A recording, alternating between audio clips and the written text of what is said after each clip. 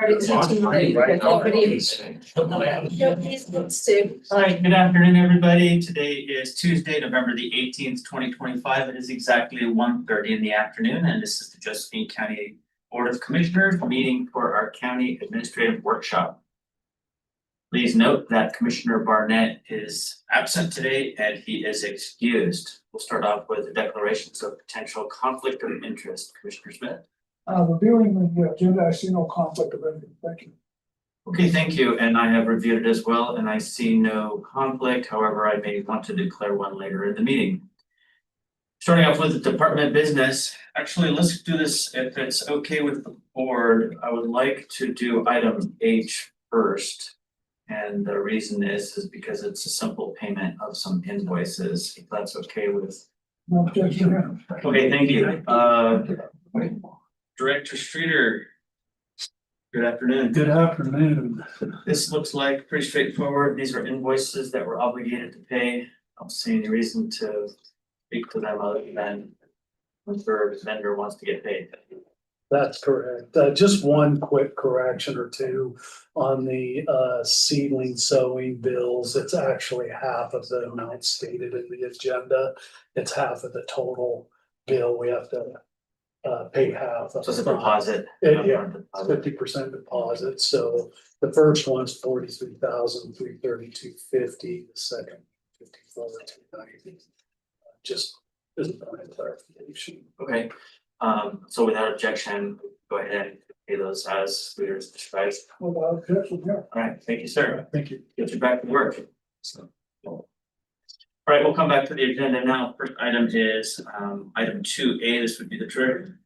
And we have the treasurer here to speak to the Tyler Technologies annual renewal contract. Yeah, and I don't know if we want to also include the assessor since he has the other part of this. Sure, let's treat them together if that's okay with you. Yeah, come on up. This is a subscription and annual renewal for a feature or features plural that Tyler. Yeah, it's a support and maintenance of both the assessor and the tax software that we use. It's the same vendor for the same software or two different centers they're called. So it's under the same umbrella. So the tax collector pays for the tax center and the assessor's office gets billed with a separate invoice for the assessment side of the assessment center. So assessment and tax. So it's software you have to have to do. Oh, yeah, it's what we use to do, it's our line of business software. It does without it, we just stay home. I think sometimes the general public doesn't understand how important the software. Oh, yeah. But it's mandatory stuff. We have. Just the way it is. Okay, if it pleases the board, could we treat these or make a decision on both of these individually, but together, I guess. So it'd be two motions, one for the treasurer's part of the contract renewal and the other one for the assessor's part. Yeah, I'll make a motion to approve Tyler Technologies annual renewal contract in the amount of $44,310 for the treasurer's office.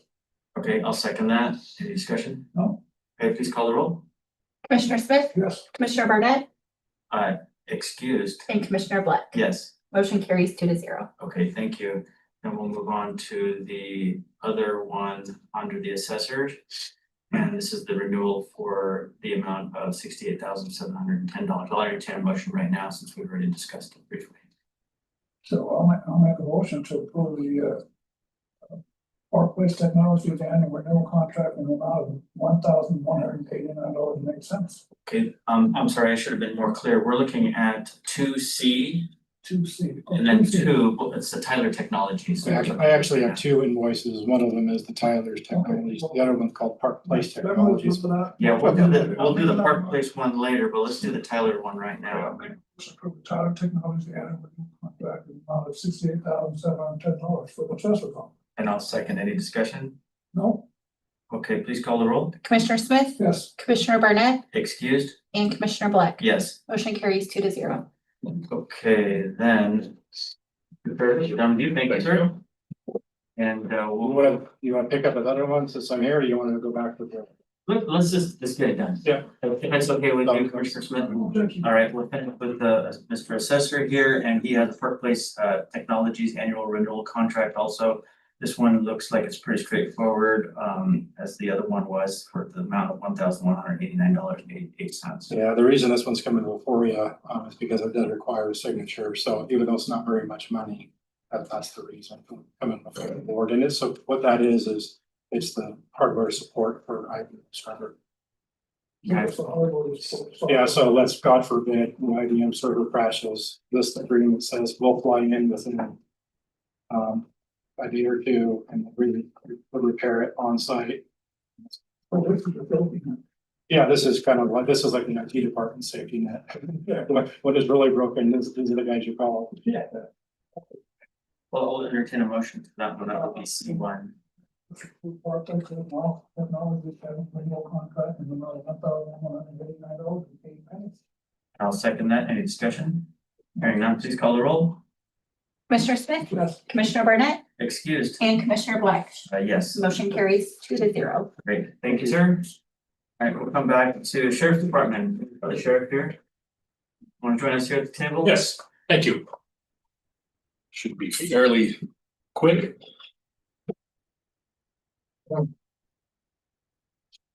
So just to be clear, last we heard that we were gonna table this, that you weren't gonna be here today, but now we're back on the agenda, just in case anybody's wondering. Is that correct? Yes, sir, I had an appointment, For the Axon, that I was able to cancel.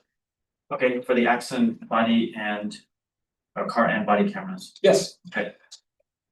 Still hiring people, still got more bodies coming and four in the academy right now, and they need the equipment. We need 5 new in-car cameras and 5 new body cameras. That goes on, this is a 5-year contract, goes on, I believe, the existing contract. And that's the request. Necessary for the department to operate. They gotta have body camera and have to run the car. Yes, sir. It's a safety net for you, so to speak. We use and the public. We use them every minute we're out there. So there's, yeah. Okay, so question. It says here that this is a quote. Is that correct? It's yeah, but this is the amount. Okay, but this is not the purchase contract itself, or it is the It goes, contract? adds into the existing contract. Okay, so it's a supplement to the. Correct, it's something, and I'm really just here due to the amount Okay, got it. is the reason. Okay, any more And questions? the money comes out of the asset forfeiture fund. This is not taxpayer dollars. Thank you for clarifying Certainly. that, because we'll get questions about. Certainly. So this is one of your opportunities to use that money to equip it upgrade. Yes, sir. That's exactly what it is. Yes, sir. Okay, if we don't have any more questions, I'll entertain a motion. Make a motion to approve the accident car and body camera purchase in the amount of $61,662. And I'll second any discussion. Hearing none, please call the roll. Commissioner Smith, Yes. Commissioner Burnett, Excused? Commissioner Black. Yes. Motion carries 2-0. Thank you, sir. Thank you, gentlemen. And next up, we've got IT, Mr. Clover. Good afternoon. Good afternoon. This is server purchase. Yes, 3 of our servers no longer run the current version of our software.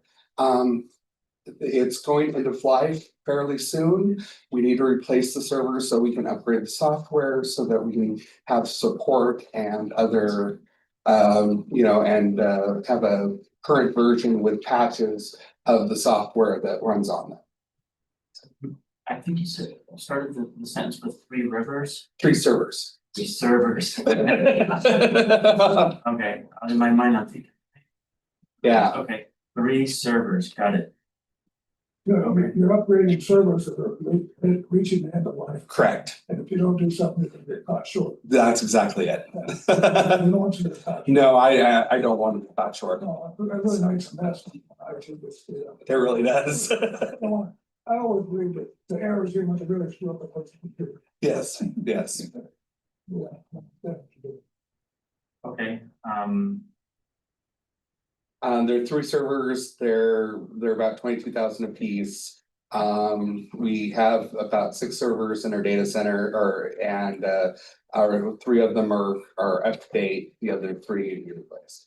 Okay, when you say replace, they're end of life, they're not being supported? The servers themselves are still being supported, but the software that runs on them are VMware. It is not we're running an end of life version, so and the new version is not compatible with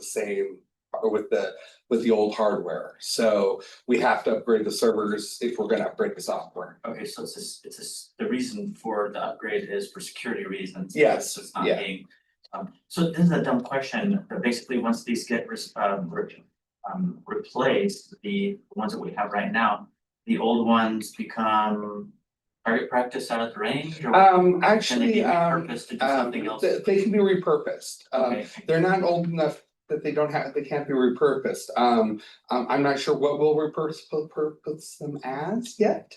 I know that we have a couple of projects that we might be able to use those for. But right now, they would, basically they would just basically sit until we figure out what to do with them. If not go out or if not sell them, okay, they're worth something on the. They're worth something. They're not worth a whole There- lot, but There they're are worth people something. that use them that don't need that Yeah. security, the firewall protection. There are others, there are other vendors out there that do the same thing, and they don't require quite as much processing power as the new stuff does. So, Just for reference, this server, what is it, the size of like? it's about the size of a pizza box, but it's double high. Okay. So it's, A lot of money for a little box full of. Silver. It's a game of things that have to have. Yep, yeah, I know. You can't play games with it. Yeah, you can't, that's one of the things is that, one of the requirement, we have some requirements that we don't run end-of-life software. DGIS is one of them and stuff like that, and so, it's our hands are behind our back kind of on this. What it is planned off the west. That's, yeah. of course. That's what it is. I would thank the security world for most of that. Okay, if you have any more questions, I'll entertain it. Doesn't understand this is necessary. Okay, your call, you wanna, prove it here or wanna move it I to? think we might have just supposed to do. Okay, I'll entertain a motion if you wanna make one. I'll make a motion to approve the county network server purchase in the amount of $65,556. Okay, I'll second, any discussion? No, Hearing none, please call the roll. Commissioner Smith, yes, Commissioner Barnett, Excused? Commissioner Black, Yes. motion carries 2-0. Thank you so much. Yes, sir, thank you, have a nice afternoon. Yeah, you too. Next up, we've got transit. Mr. Chansey. Afternoon. yes, some reason. Corridor study, this sounds exciting. All transit. So this is an agreement between the Oregon Department of Transportation and Josephine County to participate in a transit corridor study along I-5 between essentially Bedford and Roseburg. And the money is coming from the MPO or the Metropolitan Planning Organization. There's no cost to Josephine County other than just our participation. So since I'm the one that requested the funds in this study to begin with, they obviously want us to be part of the study, which I think is only fair, since we also run the transit service. So there's currently transit service between Grants Pass and Medford that we operate, and stops in Road River and Gold Hill. This is just looking at the next section, and that would be Grants Pass to Roseburg. There's a little bit of demand for Roseburg to participate as well. They have a system called the Umpqua Public Transportation District, and they go all the way to Glendale. And we, with our service, goes all the way to Wolf Creek. So there's obviously some minor modifications that might be made to make sure that those services connect. So that's what this study is going to hire an outside consultant to look at possibilities of that, or maybe if there's a better way to operate this service, to look at that as well. As you know, not just about everything that we spend money on has to be in a adopted plan or a plan somewhere. So this is also part of that. anticipating the future, that if this does hold true, that we would be able to apply as well as UPTD, Oklahoma Public Transit District, to apply for funds to operate a service in the future. But before that, we have to have it in a plan. So this is kind of Study plan implementation. correct. Is this typical for a study of this nature for a corridor between GP and Medford? So what I $3,000 for a consultant to study the traffic and the citizens' desire to use mass transit, whether it's.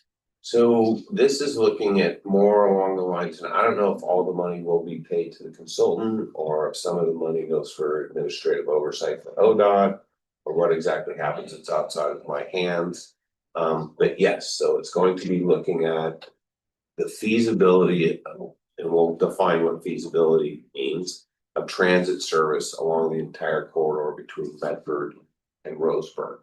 Now, when I put together this statement of work for ODOT, I split it into two sections. There was a southern section, which is Grants Pass to Medford, and then a northern section, which is Grants Pass to Roseburg. Now, this study will look at the demand for service along that corridor. As you know, there's multiple small rural towns within that corridor, as well as the potential for ridership and the overall need. If you remember, there is a VA facility in Roseburg as well, not just the one in White City. So this is looking at the service, even though we do operate it already between Bedford and Grants Pass along the entire corridor, looking at the entire service area and what that would look like.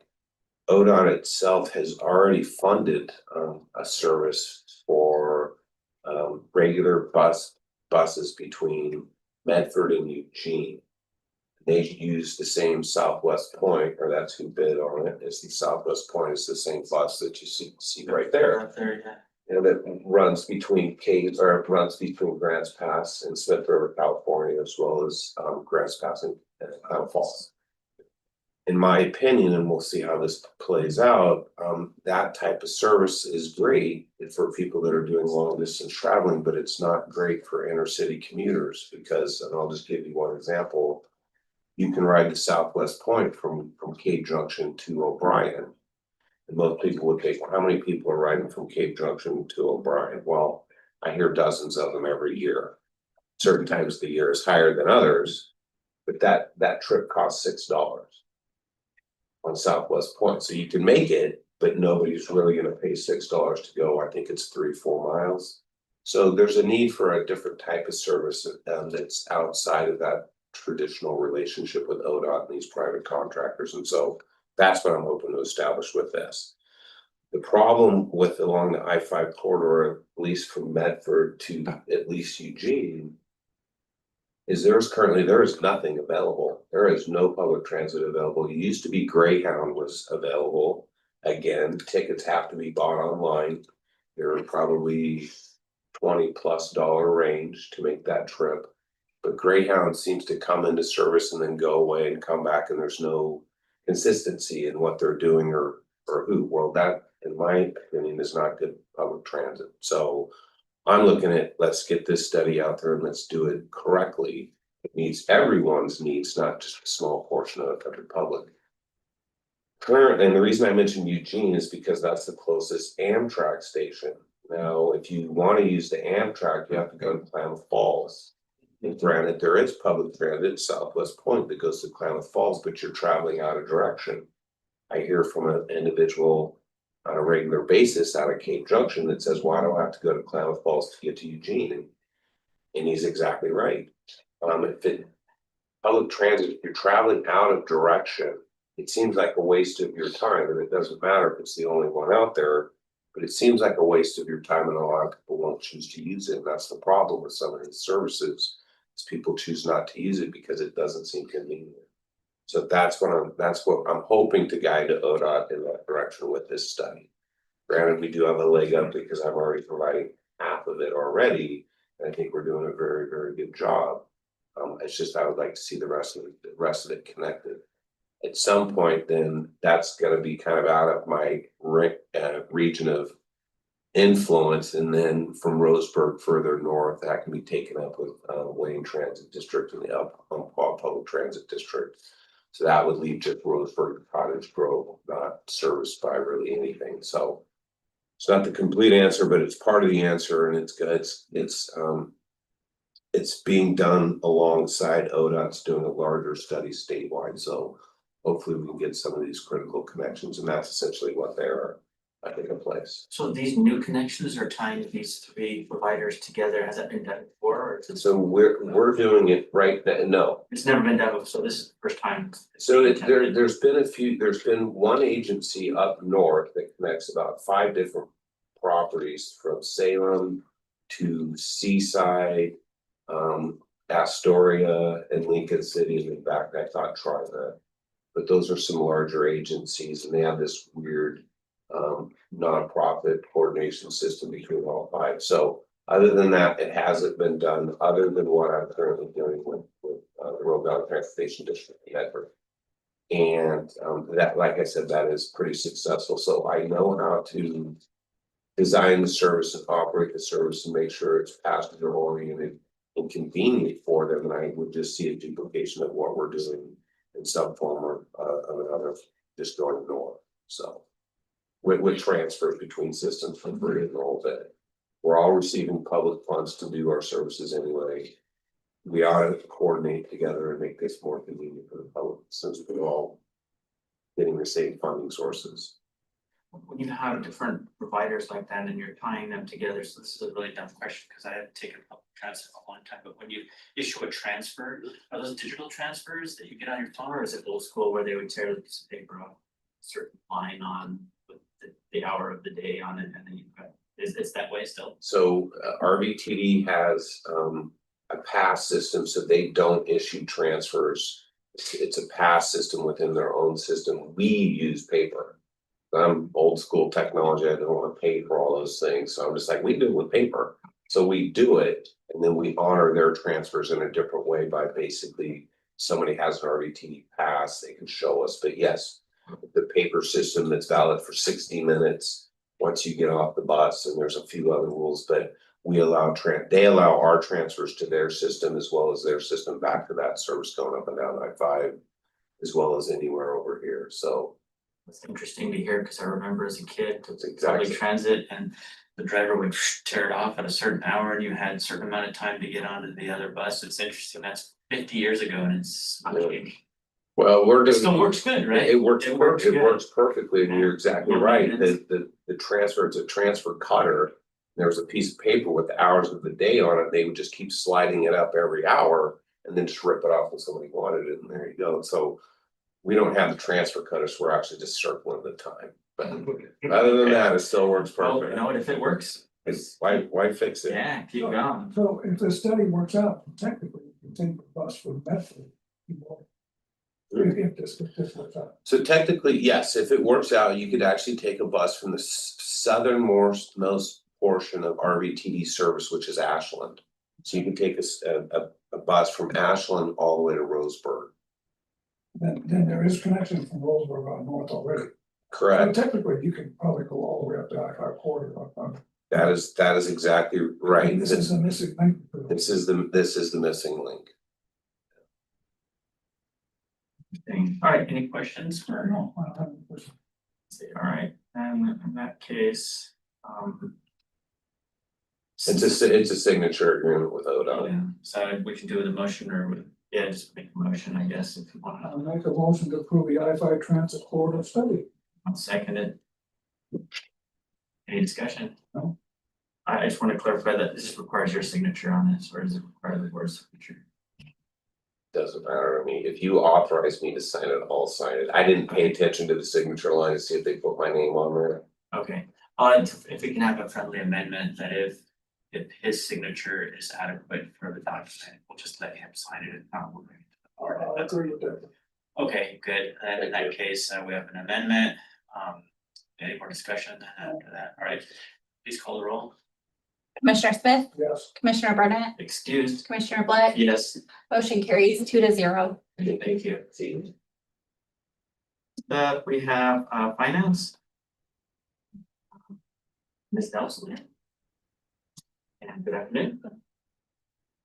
Looks like we have something that we're gonna be doing on a quarterly basis, the economic development applications. This is the second quarter.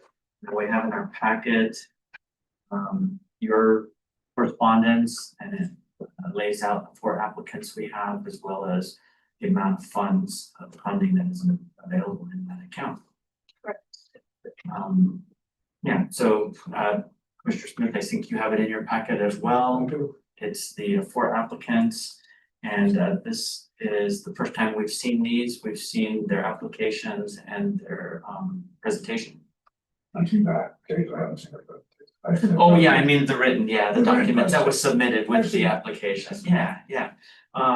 My thoughts are in that we have 4 applicants, and they both are, all 4 look within the scope of what economic development money is supposed to be used for.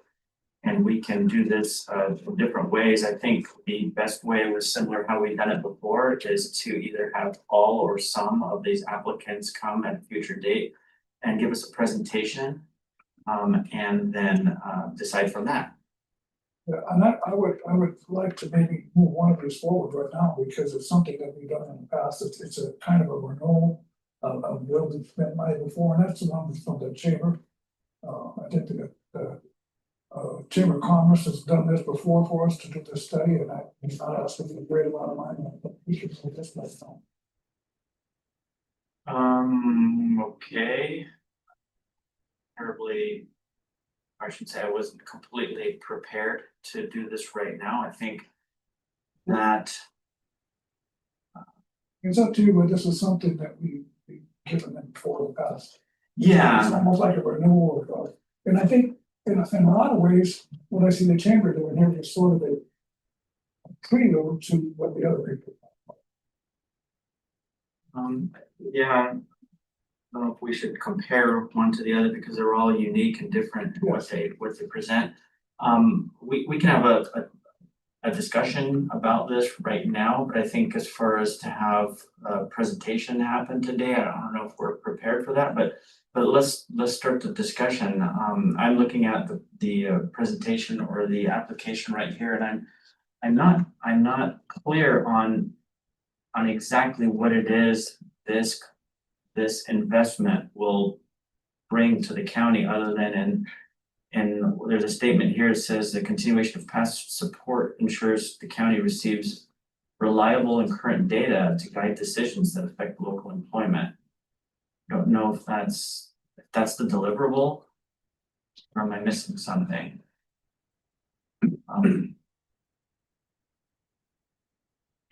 If it's okay with you, Commissioner Smith, we have Mr. Hopkins from the chamber, if we can invite him up here. And ask Say I questions. did not warn him that there would be a presentation, I was yeah. expecting it to be later, So so, yeah. If it's okay with you, you're more than welcome to answer questions right now, or if you'd like, we can punt this to a future date where we have all of the board here, and you may be better prepared. I don't know, your call. I'm happy to discuss it today, and if you'd like additional information, always happy to come back as well. Okay, so my question, your application looks good. My question is, what exactly is the deliverable that the chamber? Yeah, so as a recap to Commissioner Smith's comments and then to answer your question, this is something that we've done since the late 90s. It spurred the development of what today we recognize as Spalding Industrial Park, to projects today supporting Children's Museum, CTE programs, and the school leadership training. The deliverable is the data. I mean, we have the opportunity to hear from the state's economic development, federal studies, but this truly is the voice of our local businesses. We get out, we still do it a little bit old fashioned one-on-one surveys with hundreds of local, I shouldn't say hundreds, but well over 800 local businesses. And these questions have been charted over time to address, are we having an impact? Is when we talk about workforce development, is childcare still an issue? How much is workforce housing impacting employers' ability to recruit or retain employees? And so the deliverable, this is just a summary statement, but as in the past, we've always invited the county and city as partners in this project. We use the data in, whether it's for me, advocacy, steering my own work, whether it's for you prioritizing the needs of your local constituents in the business community. And so the deliverable is the data and their voice. Thank you for that. My thoughts are, and you may agree or disagree, in that I think this is, all of these applicants here should have the opportunity to have a third commissioner here. He's not here today, he's excused. If it's okay, and I like this format, that if we have questions about any of the applicants, we could ask them some simple surface questions about their application, but then have them give an actual presentation to us when all three are present. I don't know, that's. Okay, that's what we'd like to do. So thank you for giving us the initial information, and we'll coordinate with our office. Wonderful, thank you for the Other opportunity. date, so we can do the whole thing, yeah, thank you. Like it could be its own meeting outside of a regular admin meeting. Yeah, I think we've done that before, so Yeah. there is right, yeah, I would do it. an update. And then I was wondering if you had any questions or wanted more info from any of the 4 applicants. Or if you wanted to email me, I can relay that to them as well. One of them, I thought maybe we would want to request financials from them like we have in the past from certain organizations. Any thoughts, Commissioner? Yeah, it's always nice to see a tracker, Mm-hmm. and I think that's important when we get on public money like this. I looked at it. But it's good. Yeah, so let's do that. I think they're all good applicants. They all have a good presentation here in ink format. And I think it'd be reasonable for us to request all 4 of them to come to a specific meeting to have them present Yeah. to us. Just do it directly with the 4 and not Yeah. have anything else by Right. the issue, because I think that. Right. So we're in agreement that all 4 are, okay, great. Then we'll do that. Coordinate, we'll have Cassie coordinate that with you and with the applicants, and we can get a date and time certain. And then next item for finance is the fee change request, and this in regards to fairgrounds. And we have in our packet the proposal. Yeah, there was a review of fairgrounds fees and we found some that need to be added to the schedule. And Tamara Martin is here to speak more to the fees if you'd like. I did want to point out, there is a tentative schedule. There's 2 admin meetings listed. That's not required for our ordinance. It would just need to be 2 WBS 2 readings. Yeah. Two weeks. So if you were good with the fees today, they could move straight to WBS, or of course, you're welcome to bring them back to another admin meeting if needed. Okay, anything that you'd like to add? Yeah, no, just, we're looking over everything. The fair board has, kind of operated in a space of the fair itself under RS 565. But we really want to be transparent and open and in good communication with the Board of County Commissioners.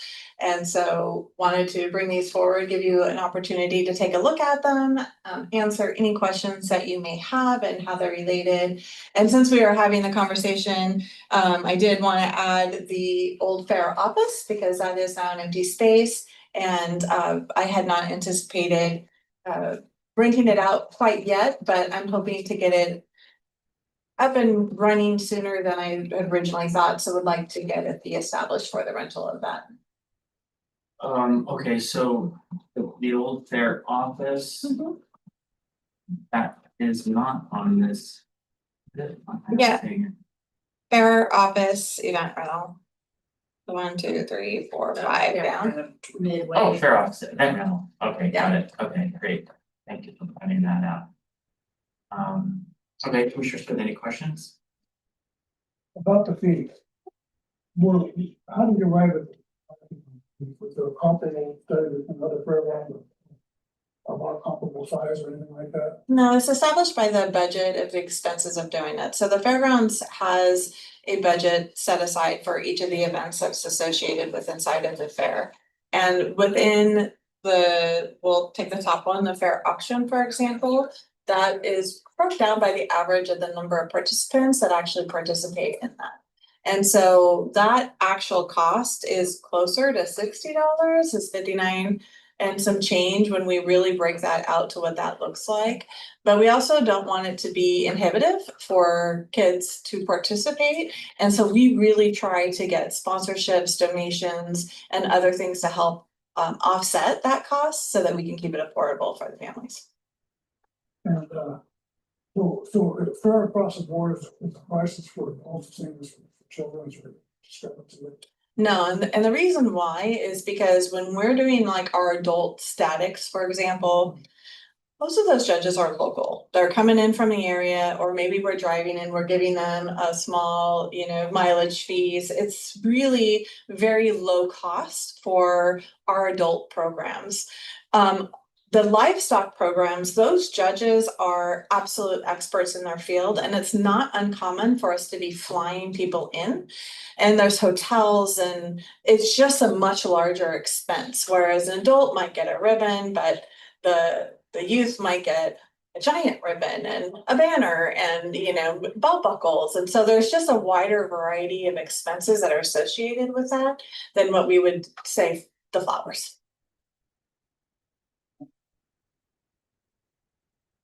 I guess there's some question about the ear tags, rate of purchase. Okay, but See, I know that is it the active probably, their committee gets 5.5%. so the structure of the auction is done differently, and that's probably where some of the confusion would be. The 5.5% that our nonprofit partner actually collects from that is the same percentage that was collected from the previous one that's before.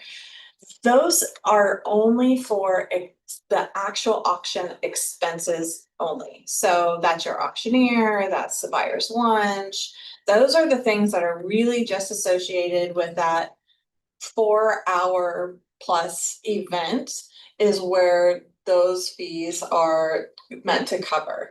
The actual auction, the ear tags, those all things come out of a completely different fund and are no longer a part of the big picture. I gotta admit, as far as all of this goes, because it's more complicated.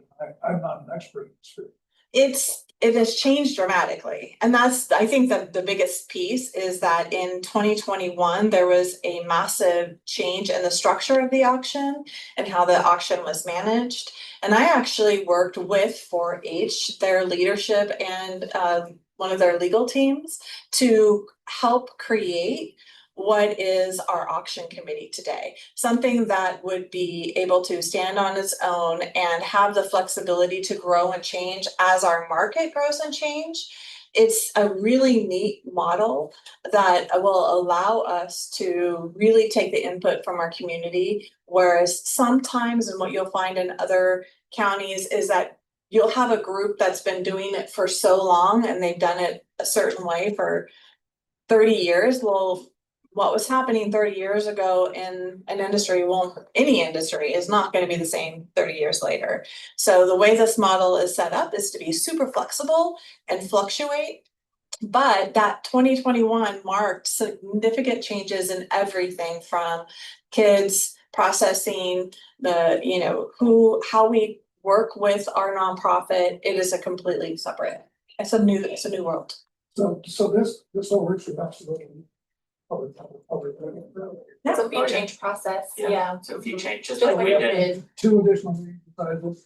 yes, So Yes. this is at gonna go, least. this is gonna go. 2 weekly business sessions, 1 week apart, just like we did with the other. Well, I think it's good to have public. Yeah, absolutely. It's beyond my expertise. I admit, I know nothing about all of this stuff. But Perfect. I would love to hear about it. Okay. So, yeah, that's. Okay, I have no questions, so my understanding is from the calendar, we could move it to the first public reading at the WBS on Thursday, the 18th. Is that correct? Well, actually, yeah, that would be when the hearing is. If you wanted to go straight to a WBS, the first one would be December 11th. I believe there's a December 11th.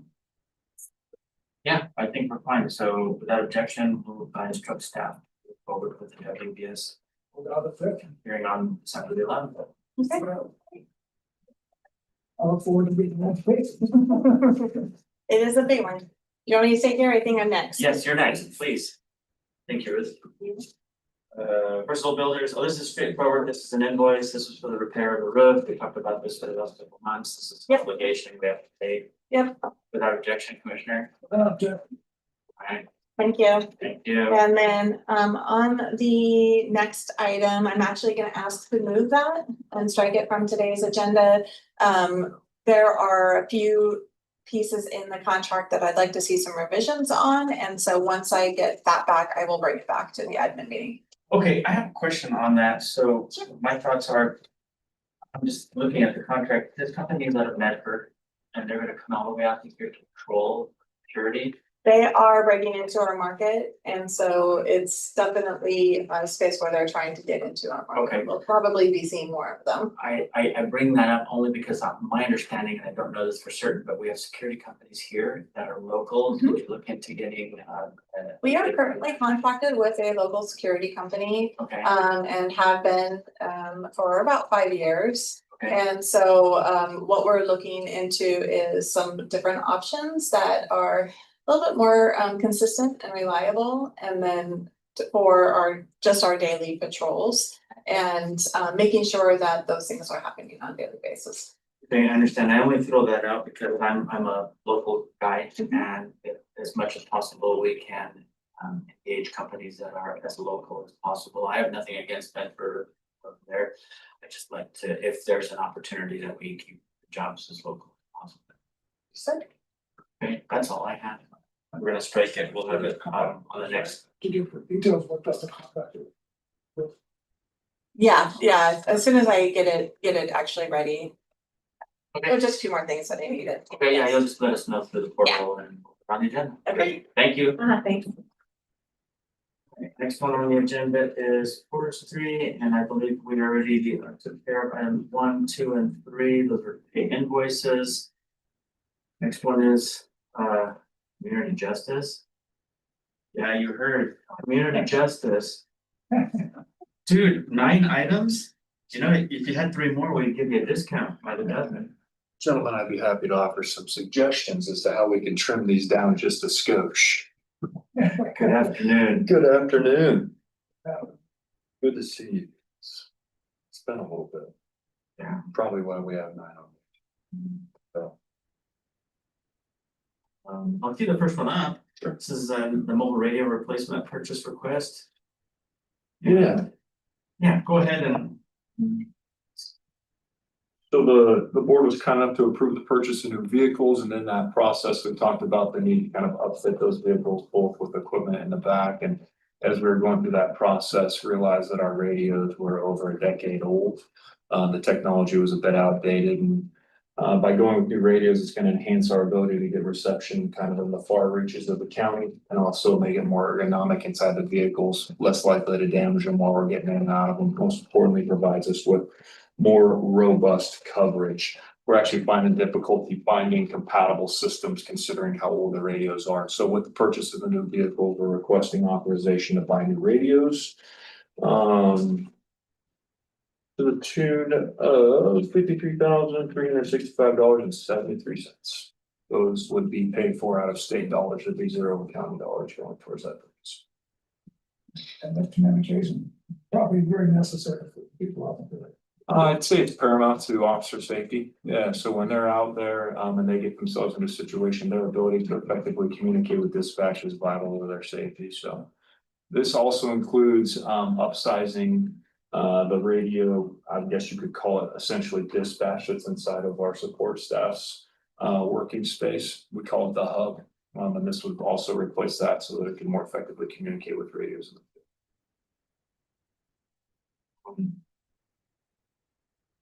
How many radios? This is 8. 8 radios. Yeah, and just like you, I see the reaction on your face when I saw this. I almost fell out of my seat. This is my pocket. 8 radios, $53,000. It's the same reaction that I had. I was like, how much? But these are not transistors. No, there's specific, and I understand that. My my question would be. A couple questions would be, first of all, there are no alternatives. Apparently, there's areas of the county that are hard to reach. The sheriff reaches them and so do other emergency services. Is there any opportunity of repurposing any of the equipment the sheriff has in any way? So this like blows my mind. 8 radios for $53,000. Yeah, that's ridiculously expensive, but and these days, the cost of doing business, I cannot say that we looked into the concept of repurposing sheriff's radios. I don't know how old they are and I don't know if they even have them. I can tell you that for our vehicles and for the purposes of community corrections, the research was done by our communications department and they said this is the route that we should go if we want the best possible option for our officers. And so knowing that it is within our capacity to pay, it's within our budget, and again, it's not gonna be county dollars. This made the most sense to me when they say this gives us the best chance of consistent communication in all parts of the county, given the system that we're operating on. And I won't disagree with you. I'm sticker shock. Yeah. I'm still, you know, going, yeah, certainly there can be, there's gotta be something there. I mean, you could buy cell phones for everybody in your whole department and free pay for them for a decade and it'll cost you less money than this. Good cells. Been a lot of places. Yeah, operationally, unfortunately, that's not a feasible option, but in theory, yeah, I agree 100%. So, question is, Yeah. what kind of lifespan do these radios have, the nice prices of the radios? Well, I can tell you the last one's lasted 12 years, so I mean, if you wanna basically amortize that cost over a decade, it makes it a little more tolerable. Yeah. I can't say it's necessarily gonna last that long, but that's how long we got out of the last ones. And if these are the same brand, Motorola, yeah. Top of the line. Yeah, Motorola is pretty much the go-to for these types of radios. I don't, that's the sheriff.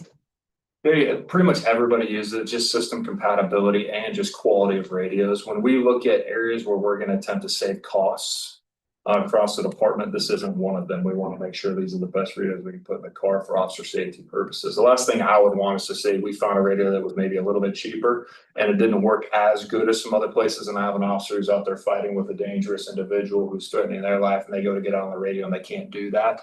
I would look back on that and say, if I saved $2,000 over the contract, it wasn't worth it. Yeah. So no cost to count. No, these would all be state dollars. The installation. Well, I think we pay for everything. Yeah, if not, it's built into the fleet cost that we pay. I can tell you that. I can guarantee you at the end of the day, we're paying for it. Okay. My thoughts on this are that, I'm hesitant.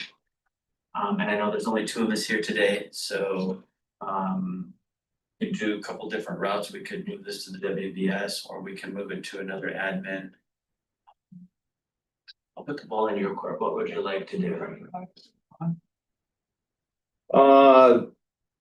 I would say the sooner the better, simply because the vehicles that we have right now are currently inoperable with the older radio system. So they're just sitting there waiting for authorization to purchase the radios, and then we can get those coming and get them installed. So we have the old vehicles right now. There's nothing that says it has to be done this minute, but again, we purchased the vehicles, they're there.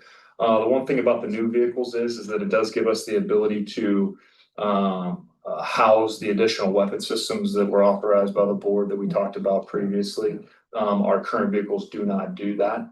And so I would say that while it's not immediate, time is of some level of essence as we're looking at the total picture. Yeah, so which is gonna be faster, decision made. I would recommend. If Director Hyde is amicable to putting this to the next WBS, which would be December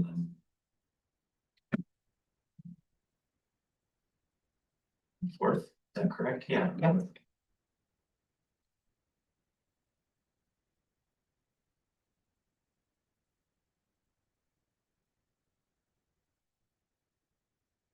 Gentlemen, I am amicable to anything that you guys.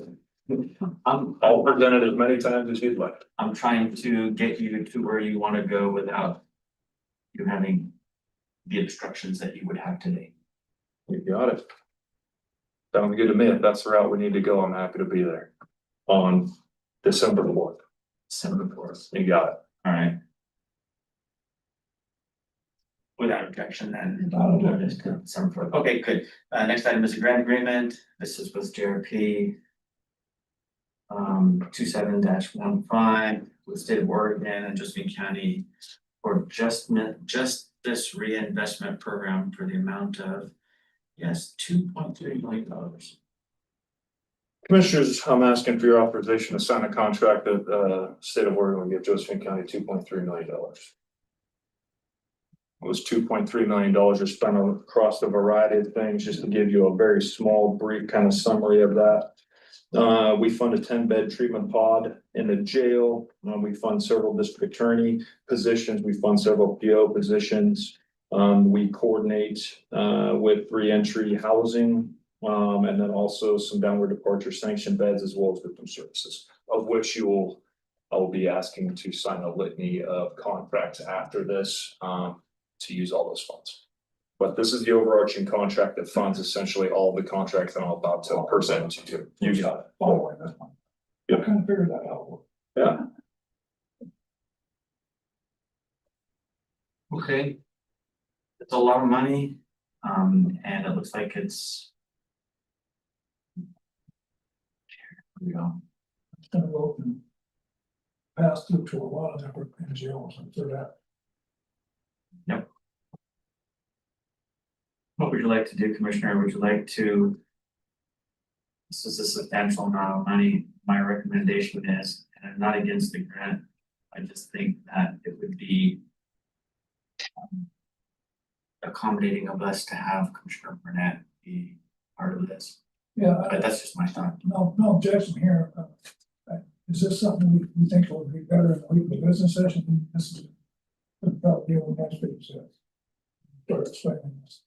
I can try to explain it at the simplest level as possible. The state of Oregon, the state of Oregon will be giving Josephine County $2.3 million. I'll start with that. Yeah, That was from. Any objection to that? Yeah. And it goes to so many of these programs that are following that. It does, yeah, yeah, so the very next one. And the next one, yeah, it goes on down the list of all basically all the rest of them are there. I have a couple of items on here that aren't related to JRP, but the vast majority of them are yes, as a part of this 2.3 million. So one way to think about it is they give us the 2.3 million. That's what this contract is about. The rest of these contracts are about where the 2.3 million goes. And the services that are provided. Are all of them connected in that fashion? Not all of them, so we can go back, I'll point out. Let's see here. Number 5 is not connected. And number 6 is not connected. The rest of them are all part of the same pot of money. Yes. I would, so my thoughts, I would like to move item 1, 2, 3, 4, 7, 8, and 9 to the next WBS. And I would like to address items 5 and 6 here because they're not connected to number 2. Okay. That your try? I did, sure. Okay. We will we'll move on down. We're gonna move that. We can move on right now to number 5, which is amendment number 1 for the IGA, the work crew. Yeah, so again, this is requesting authorization for me to sign an amendment to an existing contract. This amendment increases the total contract amount to be paid by state parks from $50,000 to $70,000 for a contract period ending July 3rd, 2028. This is a contract for our work crews to go out and provide cleanup services and general yard maintenance for state parks. This is the annual agreement. Yeah, I think this one, it looks like it lasts until 2028. Yeah, so it looks like these are 3-year agreements. Not quite. Not quite. July the 3rd. Okay. Any questions, Commissioner? No, so these, people under care, Yes, sir. be going on, doing services for our parks and recreation. And, actually, part of their treatment program is to work. Yeah. And so, but they're providing a service for the county and doing so. It does, yeah, yep, absolutely. So they go out and these are individuals who have either been sanctioned to work through or they are serving part of a sentence out of custody. It's a very nice program that gives us an opportunity to free up some space at the jail for individuals who really need it. And then they come to us, they get on the van, they go out and then they perform an assigned task. And generally like with parks, they'll rake leaves, they'll mow lawns, they'll weed eat, things like that. Waters Creek, boardwalk was pretty. That's. We may have done some work out there, but I don't know for sure, but I'd be happy to find out. I could ask Angie Brown, who's our supervisor, she would. Right, because of actually, somebody was on it. He was in jail at that time. Was it a life-changing experience for It him? was good for him. Yeah. That's what we like to hear. That's excellent. Yeah. Well, there's something to be said for somebody going out and doing a day's work. You know, they go out, they use their hands, they move their body, they breathe fresh air, they come back and feel like they accomplished something. So, yeah, I think so. Yeah, it really does. And we generally have, people preferred as opposed to the alternatives. And say that. Yes. Director, where does the funding come from to pay this? From Oregon State Parks, I can't say exactly what exactly their fund is. I just know that they pay us the money. Well, this comes from, This would be, yeah, these would be state dollars. So it's Oregon State Parks, not Josephine County Parks. So it'd be the state parks in the area within Josephine County that we go and service. I think we do a few kind of on the edge of Jackson County as well. But these would be state park dollars coming into Josephine. These guys probably work on state park. Yes. Now they work on a variety of other things as well. So we have contracts with ODOT. We provide services for our local recreation department. And so, yeah, we provide services for a variety of other people. We also have a contract with city as well, city parks, and I think we do some public works work as well. okay. There are no more questions. I would entertain a motion if there's something fine. I'll make a motion to approve amendment 1 to the intergovernmental agreement 11976 with the Oregon Parks and Recreation to work through services in the amount of $70,000. Right, I'll second it. Any discussion? No, And hearing none, please call the roll. Commissioner Smith, yes, Commissioner Barnett, Excused? Commissioner Black, Yes. motion carries 2-0. Thank you, gentlemen. And the next one, number 6, is also an amendment for a continuing behavioral health and recovery service provider contract. It is, yes. So this is an amendment to an existing contract, as I mentioned before. So several weeks ago, I came before the body, asked for approval to sign a contract that was an amendment to the overarching contract that comes into Josephine County. Again, here's kind of the workflow of things. The state, we sign a contract with the state, we then get this pot of money, we then pass through that money to providers for services. This is another example of that. This is on the juvenile side of things, or actually the prevention division of community justice. This is an amendment to an existing contract with OnTrack or Continuum Behavioral Health. And these are for the monies dedicated or intended to be used for folks who don't have insurance. So the uninsured individuals, indigent populations, and this is extending that contract and adding additional monies for the extension. It would be $172,500 for the length of the contract, which would run from July 2025 to December of 2025. Again, it's a weird thing because what's happening is OHA is currently reorganizing their contract structure for these particular monies. And so until they're able to kind of get that fully in place, what they did is just add an extension to the existing contract. So what's happening is we're having these 6-month extensions with the hope that in the new year, we're going to sign the full new contract. I was talking to Sean Martinez, who's our prevention coordinator. She thinks they're going to try to make that contract last approximately 18 months, the new one. So I'll be coming back before the board asking for, again, permission to sign that contract. But this is temporarily kind of putting a Band-Aid on it until they can get the new contract in place. So 6-month extension. 6-month extension for $172,500. We're already halfway through that extension period. Yeah. It started in July and it goes to the end of December. Mm-hmm. $172,000. Yes, sir. Any questions from you, Commissioner Adam? No questions on this. Do I have any notes on this here?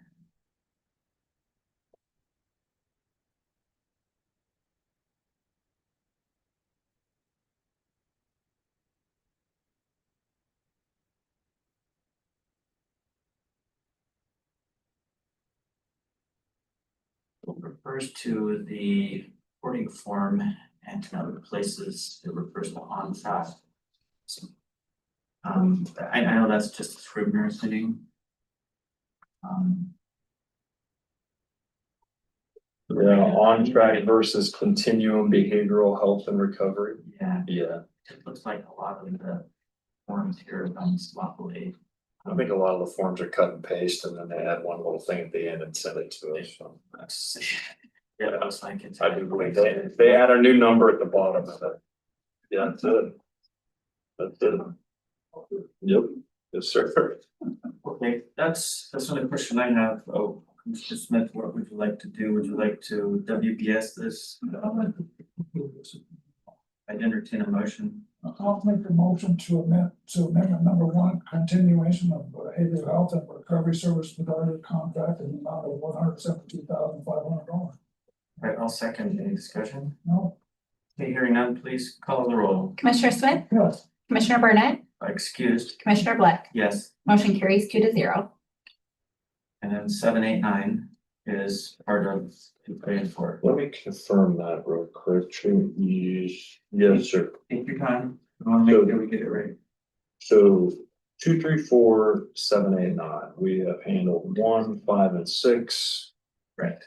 2, 3, 4, 7, 8, 9 are all part of the same $2.3 million that you've asked me to bring to the. WBS for December the 4th. I saw you wrote it down too. I did write it. There it is. WBS 12-4. I'll be there. All right, thank you, sir. Thank you all. I'll be there. Thank you. I appreciate it. Thank you. Okay, moving down to HR, personnel requisitions. Good afternoon, Director Shaw. Good afternoon, how are you today? Good. Excellent. What up, my other screen? What was the PRs?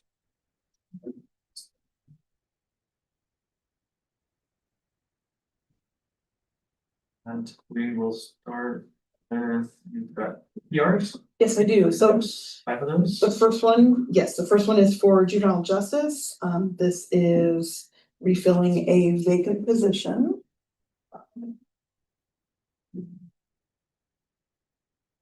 It says community justice, but it's the juvenile side. Oh, okay, yes, that's up.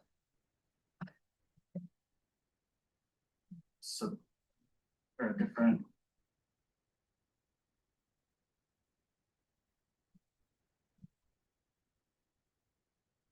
Should be J1A. I got it now, I'm sorry, because you sent them as 2 separate files, the PAs and the PRs, and I had the PAs up instead of the PRs, Okay. so we're good now.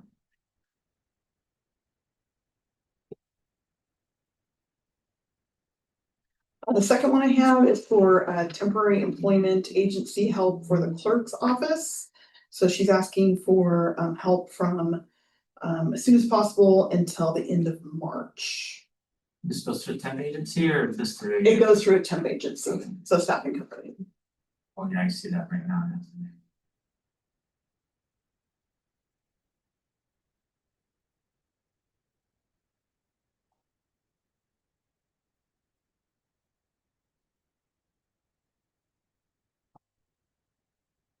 And the next personal requisition that I have is for community development, and this is replacing a permit tech.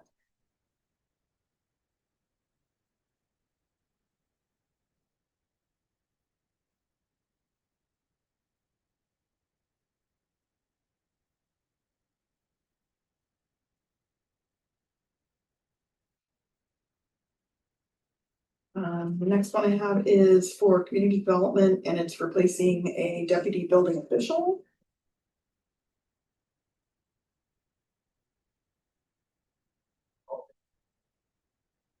I mean, everything will be there. And the final one I have is for emergency management. We're gonna be replacing a Firewise program coordinator with an interim Firewise community manager. It's not adding, it's replacing.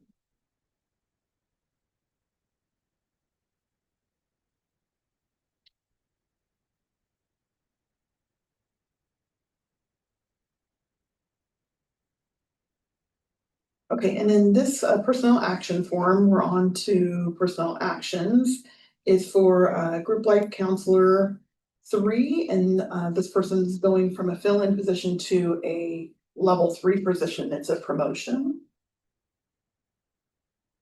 Coming back to the Firewise manager. Yes. This title, this communication right here, and you'll recognize it from each other too. This was generated by you or? That was not, that was generated by the Person, a person in that department, and what I'm going to do is put that into a template. okay, for the regular Yes. description that we have in the template. Okay. Yes.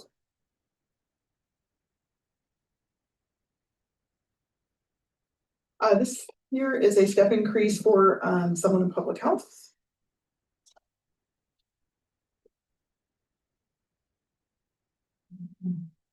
This is the.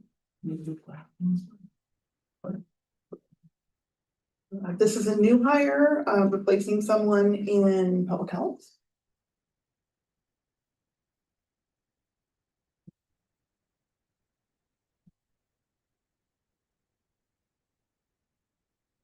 Another new hire replacing someone in public health.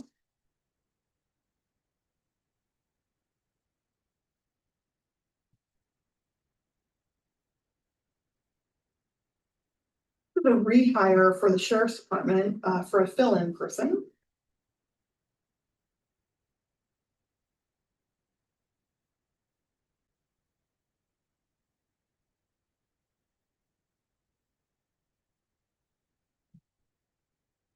This is a step increase for a deputy in corrections.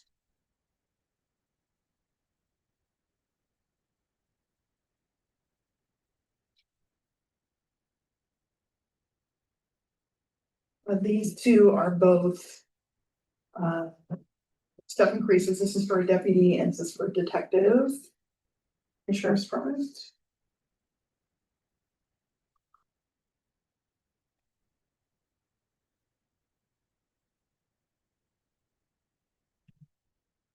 This is a step increase for someone in transit.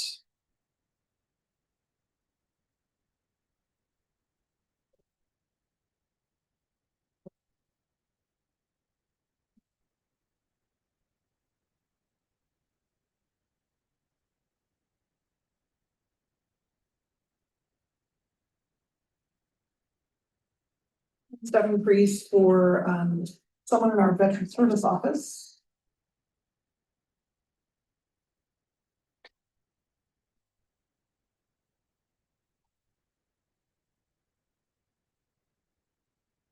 Yes, those.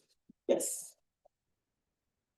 And then this is a new hire for human resource service. Yeah, you're gonna get some help. Yay.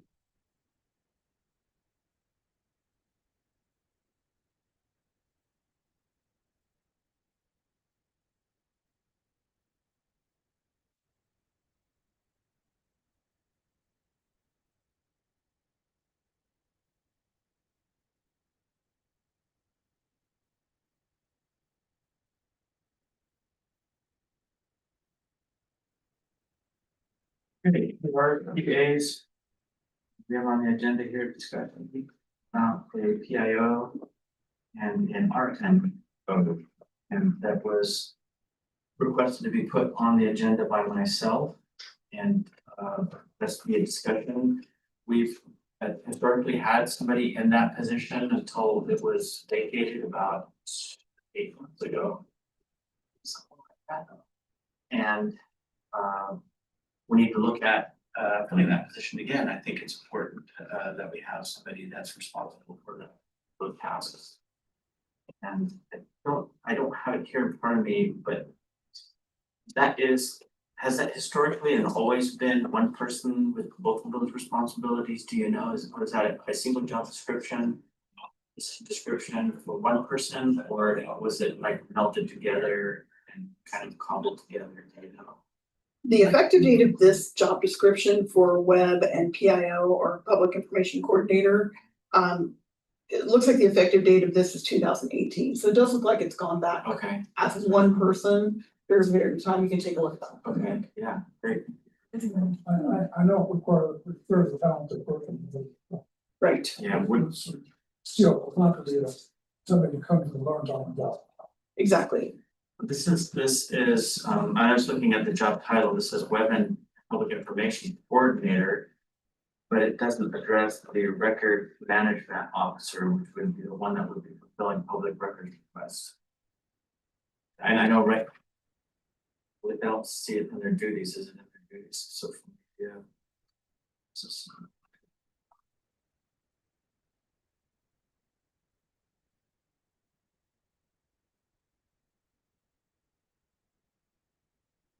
yeah, So the person who recently had that position was filling public information requests. so under other responsibilities that I've assigned, I've just seen this about that.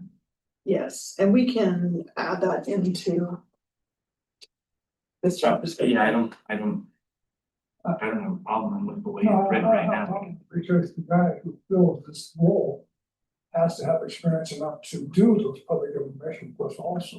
Correct. I mean, it's gonna be a talented person who understands web, he understands how to do computers. So it's somebody that fits right there with his job description already. And that public information officer is an important position in the county. Correct. Should we give staff direction to go ahead and initiate filling this? Filling this position? I believe it's prudent to do that at this time because it's something that's needed. Okay. And we take a little bit to find the right individual. Okay, So I don't wanna see us wait, I think we need to move forward now. okay, I don't disagree, so without objection, we'll just give you direction to go ahead and get the process going, so. I think everything's positioned in the near future.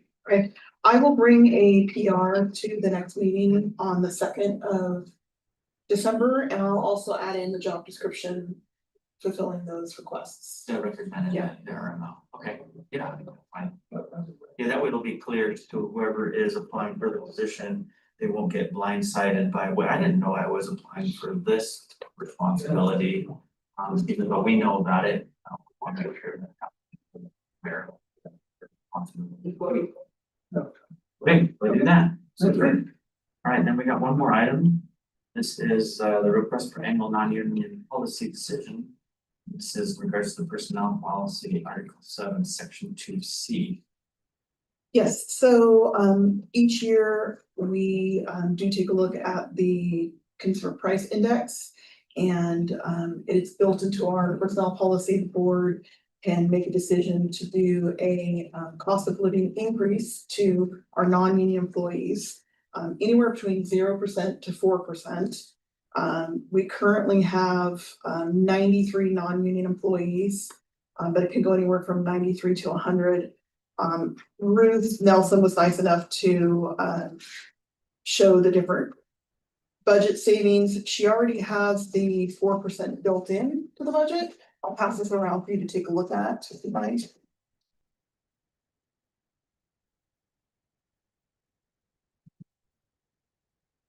This is pretty typically done in the month of December. It is because it takes effect January. Yeah. All right. This follows union, a lot of the It union. parallels with. Correct, because unions have that built into their collective agreement. And even though our county represented employees, we represent them, I guess, in an indirect way, so this is a way to show that we appreciate them and represent them just like, or in a similar fashion as the unions do. Ways. I think this is good, and this will be my thoughts. Can you distribute this, a copy of this to the three of us? Absolutely. And can we put this on a WBS? That would be in December.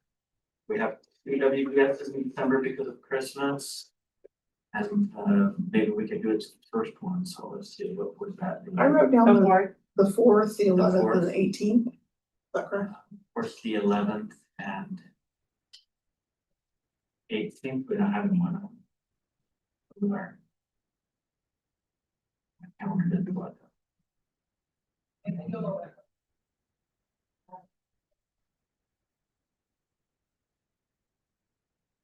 Or for the 11th is, I think it would be good, I can bring it back to the fourth. yeah. Yeah, we will have a quorum and all three of us will be here on the 4th, so yeah, we can put that on for the 4th. I think it would be good. Excellent, that is all I have. Okay. All right, thank you. Next, item number 3 is board business. 3A is a departmental update evaluation form. You'll see this it's in the packet. And there's also another printed copy. What this is, and we talked about this, I believe, 2 weeks ago, maybe it was 3 weeks ago. Whereas by charter, we're required to evaluate all the departments. I took it upon myself to put together a draft, and I wanted the 3 of us to take a look at this draft. And I made it, and I wanted to get input from the 2 of you, if you had any input, and if it was agreeable, either the way it is, or we can add change it. We would present this to the departments and have them evaluate what's going on in their department, and so we have a written record of what's going on, and not only know what's going on, but also have a oversight, and also look at any recommendations that they make that we can do to make their department run better and as overall the county run better. So my request here today was to have all of us look this over and see what your thoughts are, and then come back to a subsequent admin meeting and finish it out, so to speak, and then distribute it to the departments and give us a week to respond with their answers. I've tried to craft it in such a way that it wouldn't take more than about 45 minutes or so to complete, so it's not that tedious, but the questions are very specific. And this is my thoughts, I'm looking for, what are the victories that the department has, what are the challenges they've had, what help do they need, that kind of stuff, so that we can help them. It's just a regular a KPI type of evaluation. Yeah, I would do it. I think it's very well. I think it also helps them set goals. Yeah. And identify problems, what we as a board maybe will help them solve them. Yeah. Okay, so yeah, I would just ask you and Commissioner Barnett, you probably watch this meeting to review it, and then we'll talk about it on December the 2nd at our next admin. Okay, right, good deal. Next item on the agenda is the Angie Basker Auditorium rental applications. Looks like we have have 2 or 3 entities wanting to hold an event. They're pretty straightforward. The first one is one that uses it all the time, the second one as well, and the third one as well. These are our departments or offices that have used it and Basker, and like we talked about before, we're just going through and making sure that we follow the process. So if these look good to you, Commissioner, I would, without objection, we can approve them. Without objection, review. Okay, so without objection, we're approving all the 3 rental applications for the Angie Basker Auditorium. Okay, great. Other, this is where you may introduce other items for matters for consideration. Anything on your mind? I don't have anything too serious. I just encourage people to get involved in the local government. I think one thing I've always believed about county government is the one government you can reach out and touch. Kind of hard as an individual reach out, touch the state, reach out, touch the feds. But here at the county level, we can reach out, touch our county government and make a difference. So I encourage people to get involved in local government. Right, absolutely. I'll second that. And you're absolutely right. We are just a phone call away or walk up to our office, and we're very approachable, and we encourage that type of engagement because that helps us to do a better job. I have one item under other, and this is something that didn't make it into our agenda. You'll see a copy right there. This is an invoice that we agreed a contract to a couple, looks like about almost a month ago. No, it was a while ago. Anyway, it's an obligation that we need to pay, and I would entertain a motion to pay this invoice. I'll make that motion to pay the invoice, number 5, recommendation for payment, Grants Pass Airport, new aircraft hangars, the ARPA project application number 482233. Okay, I'll second it. Any discussion? No. Okay, hearing none, please call the roll. Commissioner Smith, Yes, Commissioner Burnett, Excused? Commissioner Black, Yes. motion carries 2-0. Okay, that's all that I have under other. We'll go to the last item on the agenda, and this is additional subject matters from the commissioners, announcements, anything that you'd like to share with the board. nothing up this time. Thank you. Okay, I would just like to point out that in case the public who was watching here doesn't know that Commissioner Barnett is at graduation for County College. And congratulations to him for finishing those classes and graduating. I don't know if you get honors and high honors or magna cum laude, I don't know, but I'm sure he did well. That's why he's excused from our meeting today, so just wanted to throw that out there. And that's all I have. And with that, at 2:51, we will now adjourn. Have a good afternoon, everyone.